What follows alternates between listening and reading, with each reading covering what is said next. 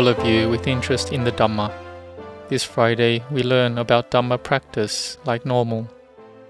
As we may be aware of, the root that makes our mind be lowered and distressed are the qualities of greed, hatred, delusion, lobha, dosa, moha, just this.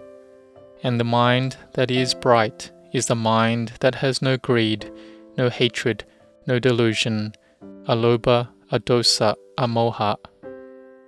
So our training of the mind which we do every day is for getting rid of selfishness and ego. And we may have been doing this since childhood.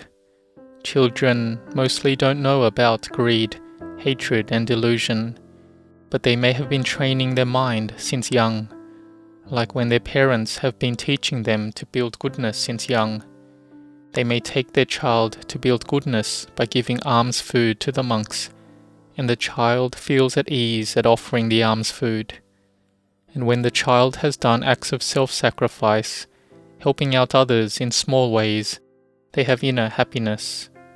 So here we can see this is something natural. But it is also natural sometimes to have anger and hold on to that anger. But it arises, persists, and then ceases. And we can see that the mind of a child is a mind that is clear, a mind that is pure. Sometimes they have a bit of anger, they have greed or delusion, but it arises briefly, then it disappears. Their eyes are clear, there is a feeling of them being pure. But when they grow up, they receive external sense impressions, and there is a sense of self and ego coming up.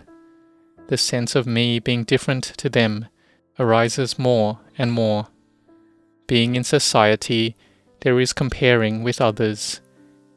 There arises the sense of self, and suffering comes up.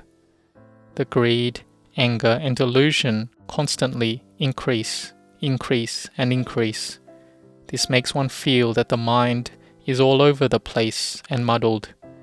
And the more that anger comes up, it holds and seizes one's mind, and they can't put it down, they can't drop it.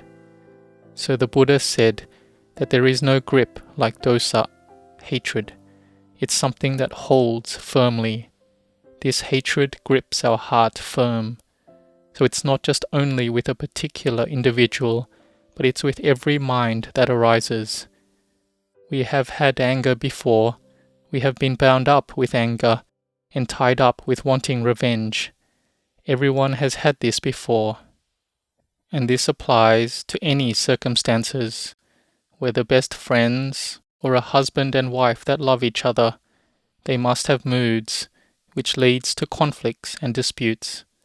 They have anger and bad moods like this constantly. So what did the Buddha tell us to do? We have to have anger, but we try to bring up mindfulness. One Arahant monk teaches, what is the thing that we should bring with us? What we should bring with us is the quality of mindfulness and the quality of wisdom. You have it right with you. Wherever you go, you must have mindfulness with you as well. If you don't have mindfulness, you don't take it with you, but instead carry something else, then that's dangerous. Can you see that if you leave the house and you forget something apart from your phone, then it's not a big deal. But if you forget the phone, then that can't happen. Because in the present day world, everything is on the phone, so you need to have your phone with you. But the owner of the phone should also be careful, because it can be a dangerous weapon. Like there was a husband and wife arguing in the car. The wife got really angry and took her phone and threw it at the husband without any intention to harm at all, but it hit the husband's head and damaged his skull, and in just a short time the husband lost his life. So where did this come from?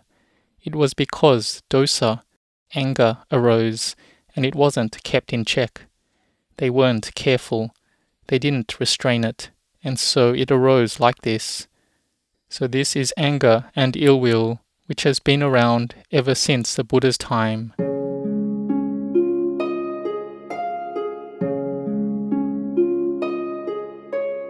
And I have one story to share with you. that in one past era, the Buddha was born in that life as the king of the Chadanta elephants in the vast Himapan forest. In that existence, he had a number of elephant queens, and here he gave a lotus to each of his queens. And one of the elephant queens got that lotus, and it had ants on it. And the ants died in the queen elephant's trunk, and she had great pain, and so she was very upset at why the lotuses that the other elephants got were good, and why hers had ants. So she held onto that grudge to the Buddha. She was very angry and wanted revenge. So she got some good honey and offered it to a Pacceka Buddha and made the determination that may she be born as a princess of a great king of a city, so that she could come back and get revenge for her grudge to the king Chadanta elephant. In the end, the result of that offering made her really be born as a princess of a great king. She was the daughter of the king, and she asked her royal father to hire a skilled hunter to catch and get the tusks of the king Chadanta elephant. So how to get these tusks? He would have to take the life of the king Chadanta elephant. The hunter went into the Himapan forest and was able to kill the king Chadanta elephant and brought out the tusks. And so then in this present life, she was reborn as a bhikkhuni, and she could recollect her past life, that she had been a queen elephant and got in great pain because of the king Chadanta elephant giving her a lotus with a lot of ants. So she sought revenge. As she was upset like that, she did not attain to becoming an arahant, an enlightened being. And then the Buddha saw that this bhikkhuni's parami, her spiritual qualities, were full, and taught her about the past life Jataka, about the king Chadanta elephant, that yes, in that past life she did receive that great pain from the Buddha, but he had no intention to do that. But that she had held onto that grudge and revenge, and was born in the next life as a princess of a king, and had got a hunter to cut his tusks by killing him. His life was taken. And she heard this, and recollected that particular past life, and saw that it was true. And she was dispassionate and sick of her dosa, her anger and vengeance of hers. So she relinquished it and gave it up. Contemplating into it, she attained arahantship. So we can see that in some lives, even with that much parami, one can still make mistakes. But however it is, this bhikkhuni has attained to becoming an arahant. But we that are still here have to be careful.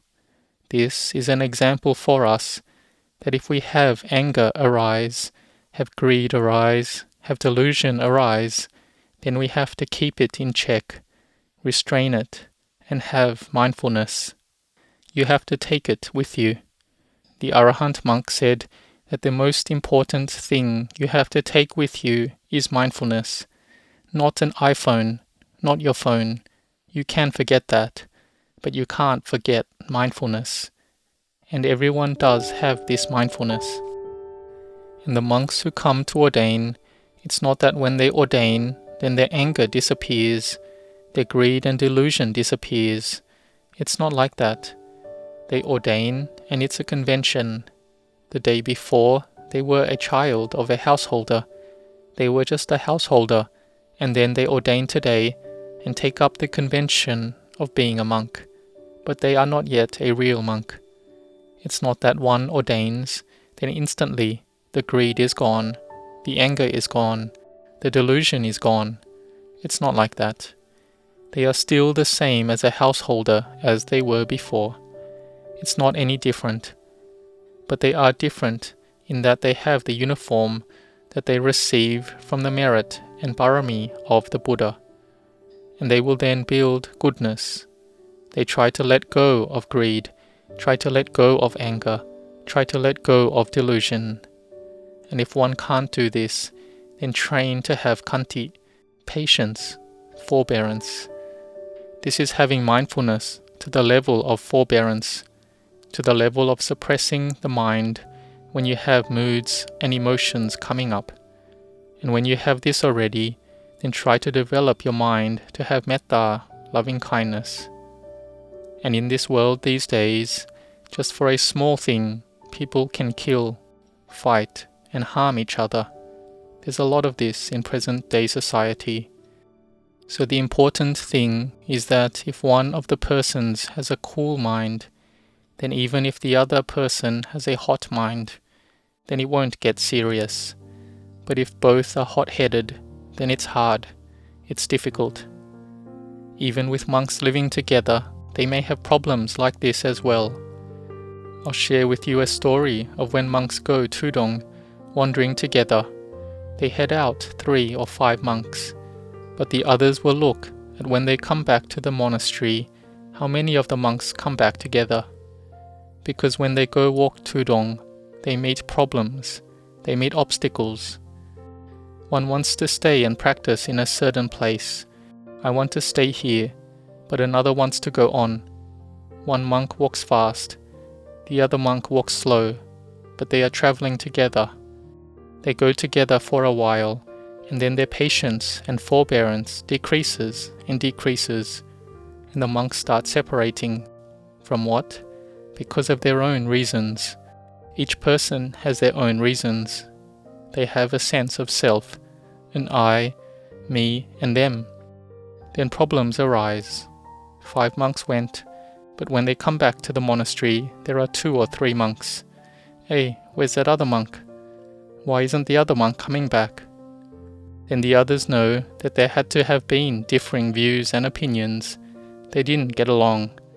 There are selfish views arising. And so it's like this. It's normal. All the lay people and all the monks are like this. So we must try to train, try to practice every day by bringing mindfulness with you. Like the Arahant monk said, that the thing you need to bring with you is mindfulness. Mindfulness, mindfulness, mindfulness. You have to bring it with you. And the thing that you need to carry with you is wisdom. Contemplate things.